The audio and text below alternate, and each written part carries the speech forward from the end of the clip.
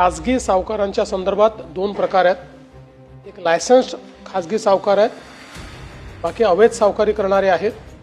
अवैध सावकाराचे तर सगळे जे काही त्यांनी दिलेले कर्ज आहेत ते अवैधच आहेत।